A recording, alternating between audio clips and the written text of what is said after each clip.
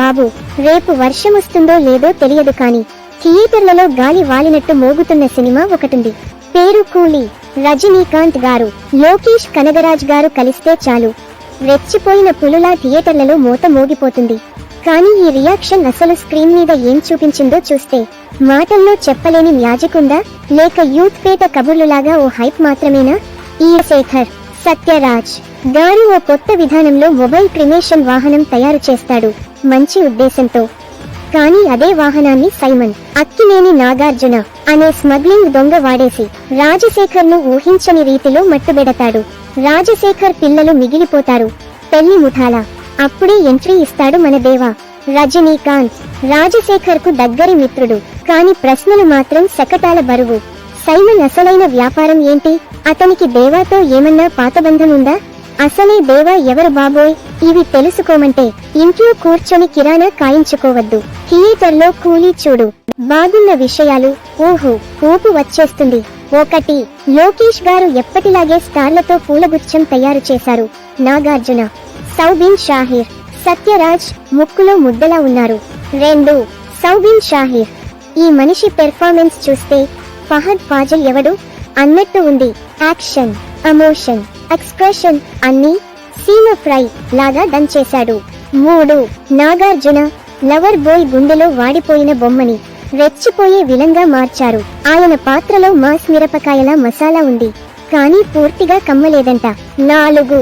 రజనీకాంత్ గారు flash back లో వచ్చేటప్పుడు థియేటర్లో ఫ్యాన్స్ అరుపులు విన్నారా? ఎద బద్దలవుతుంది. 5. Mention fight. Rajini not face off. ఇదే మాస్ సినిమా అంటే. కానీ బాగోలేని విషయాలు, ఊహించని మజ్జిగ పగిలినట్టు. 1. కథ బలహీనంగా ఉంది. స్టార్లు ఉన్నారంటే చాలు అనుకోవడం తప్పు బాబోయ్. బిర్యానీ పేరు పెట్టేసి కక్కర దోశ పెట్టినట్టు. 2. శృతి హాసన్ పాత్ర అనగా ఏంటి అమ్మ, ఏడుపు మినహా ఇంకేం లేదు. డబ్బింగ్ కూడా సెరీ రికార్డ్ చేసినట్టు ఉంది. 3. ఉపేంద్ర పెళ్లికి వచ్చి ప్రసాదం తినకుండా వెళ్ళినట్టు ఉంది.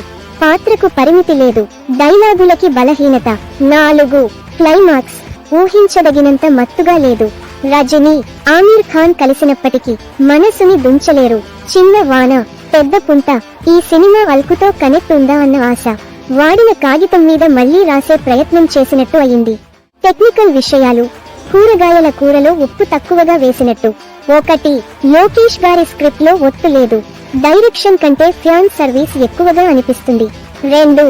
అనిరుద్ మ్యూజిక్. పాటలకి పూసలు ఉన్నా బీజిఎం లో పుల్లతనం లేదు. థియేటర్లో గూస్ బంప్స్ దెబ్బకు మందమైంది. 3. సినిమాటోగ్రఫీ, ఎడిటింగ్ పనులు చేశారు కానీ ప్రాణం పోయలేదు. హైదరాబాద్ బిర్యానీలో కారం మరిచినట్టు. ప్రొడక్షన్ వాల్యూస్ పర్వాలేదు, కానీ హైప్ మించిన హార్ట్ లేదు. చివరగా కూలీ సినిమా రజనీకాంత్ అభిమానులకి ఓ పండుగే. నాగార్జున విలన్ గా, సౌబిన్ షాహిర్ అద్భుతంగా చేశారు, కానీ కథలో కొత్తదనం లేదు, ఎమోషన్లకు బలం లేదు, ఎగ్జిక్యూషన్ లో జోరు తగ్గింది. మన వర్డ్ అట్ ఫైనల్ టేక్.